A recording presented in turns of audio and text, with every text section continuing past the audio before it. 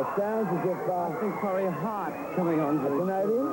Yeah, a Canadian who looks... They're probably saying, why a Canadian? Ford. All right, well, here he is, a guy that I absolutely love as far as the singing was concerned. Here it is, Sunglasses at Night. And, That's Corey Hart.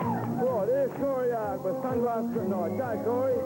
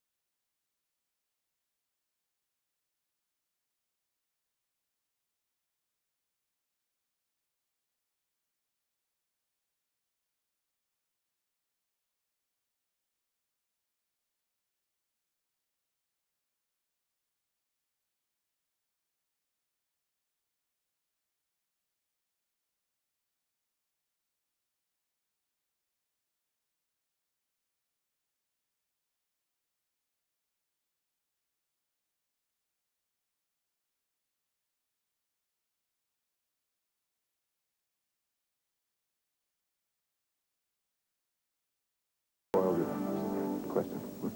But it occurs to me that at your age and having sold millions of records in the last couple of years, that you must be contemplating how to spend your quiet wealth.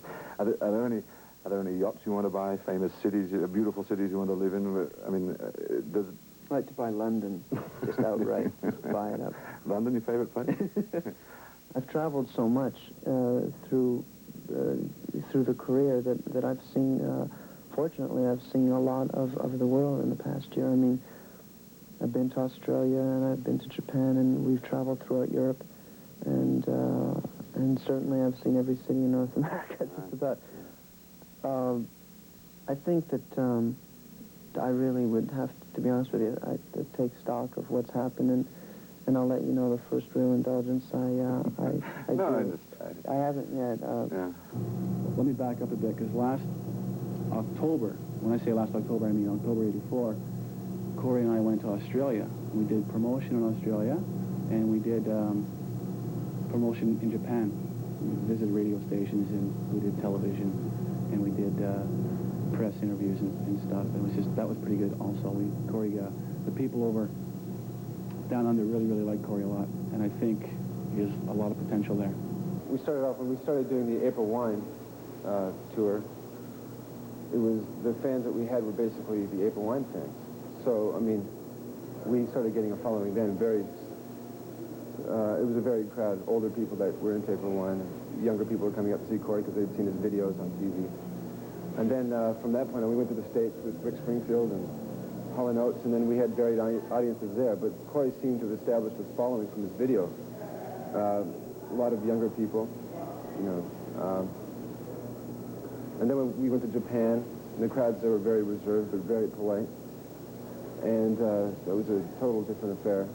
Germany and Europe, all of Europe, we basically did TV shows there, so we didn't really have time to gauge the audiences or compare them to what we've seen here in Canada and the United States or Japan. But the audiences are getting much more diversified. There's older people, younger people, a lot of young people. But when we play in Canada, we're packing the places that we're playing, and it's great to see a variety of people coming up to see Corey. I think Corey's music lends itself to a crowd not only for the young crowd, but also for older people. You know. So I think it's working great. North America is full of great audiences. The biggest shock was going to Japan, and there, the audiences, you're standing inside stage waiting to go out. Any show in America, I mean Canada and USA, there's a roar from the audience, there's music playing, and you feel this energy rushing through you, getting ready to do the show.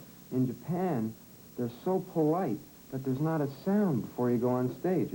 It's dead quiet, and you're sitting there going, are they out there? Has anybody let the crowd in yet? Are we really going on now? And you get out there, and they start screaming, and it's great, and they act just like a North American audience. But as soon as Corey would say a word or make a gesture, they would all become dead silent, just giving him their full attention, I guess because they have to work a lot harder to understand what Corey's saying because of the language barrier. I really enjoyed the Canadian tour last year. For me, that was great because it's like Corey had been out as a support artist and we'd done the States and everything. So coming back to do Canada, which I suppose for me is like becoming like a second home, as you know, I could actually feel that, and I really enjoyed that Canadian. The CNE in Toronto, I think, has to be the high point for me. Seeing something like 28,000 kids out there, that was amazing. Well, Canada's been pretty well the best reaction so far because of just the sheer number of people there. And America's been good. Japan is different as far as it's respect for them not to be yelling when you're trying to talk in between tunes. So that they've been making noise while you're playing. And then when Corey goes to say his bit, it's absolute silence. So it was kind of strange at first to walk out and have silence on stage like that. But I think Canada's been the best crowds. Montreal last year. Just because the audience reaction, because Corey had come home. I was like, welcome home, you know, fantastic. It was about, what, 20,000 people or something? 18,000. Fantastic. The song that I like the most is the one that's, I can't remember it now. It's right on the tip of my tongue. Everything in my heart? That's it. You said it. Everything in my heart. I just love that song. That's why I'm here. Why do you like it? That's why she's here. He just turns me on. Because I like his song, and my favorite song is Everything in My Heart. First off, I love his music. I love the lyrics. He's gorgeous. And he looks like a great guy. I love his talent. I love his sincerity. He's really cute. I think he's natural. And I like him very much. We don't know why, but it's attraction. Really. Everything in my heart. Oh, yeah. It's so romantic. Oh, yeah, really. I think so, the same thing. It's nice and he's cute. He's really cute. The last video we did together was Everything in My Heart, which we shot in Boston.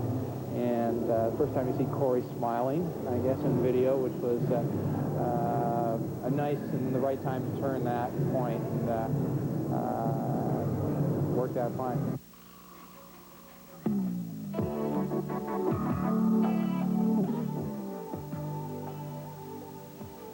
What is in the next 3-4 months ahead? What's laid out for you? Well, we took off about 2 weeks at Christmas time, and I was just bottled up with a lot of songs. I was very, very creative, more so than I've been throughout all the period where I was writing songs, and which is very refreshing for me to go through again, writing songs. And so I have most of my third album written at this stage, and I intend to take another month and write some more. And then I'm going to go over to England and meet with Phil, who produced the first 2 albums, and play him a few of the songs, and do some pre-production over there, and then come back to the studio in Montreal and go in there and make another one. Is your music going to change? I mean, this next album, do you have an idea stylistically what it'll be like? Well, I think as a songwriter, I came into, I wouldn't say my own, but I found myself in terms of where I enjoyed what I was writing on Boy in the Box. And on First Offense, I'd say 50-50. I wasn't a lot of the songs on that record I wouldn't want to hear today as being representations of my songwriting. So in terms of growth, when I think about the tunes now that I have written for the third album, I think there's again a growth in terms of lyrical statements that I'm making that are very personal, that are things that you don't really believe are going to come out, and they do, and therefore they can become songs. And I hate to describe anything musical before I get in the studio and hear what it would sound like, but well, what I was getting at is the last 2 years, I mean, your whole universe has changed. I mean, you've gone through things that takes other people 10 years to learn, experience. Will any of that reflect itself in this new material? Undoubtedly, the past year has, jarred and juggled around everything inside me, and has made quite a big difference in how I perceive things, and it sent me back to my roots, and has sent me searching for things that I guess are locked inside me. I think that in a few of the songs you'll undoubtedly see some of the effects of the past year in what I write about. So I think the best way to describe the next album, again, there's a lot of unfinished songs to be written, so from what's been written so far, really reflects, I think, more so than ever before, my own personal beliefs. I think, as opposed to writing a song that's mere, sort of removed third person and describing a situation, or as opposed to writing about a song that has some personal bearing on me. There's a new song that I've been playing in concert,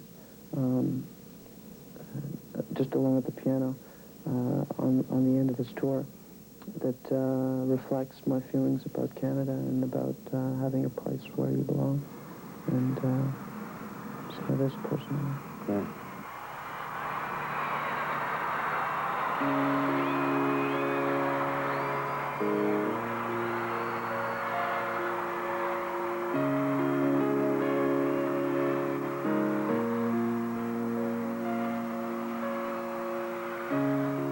Jenny Fey down Hart, where she's been for all her life. Said Jenny Fey has got no friends. She feeds her cats and needs a man. Said,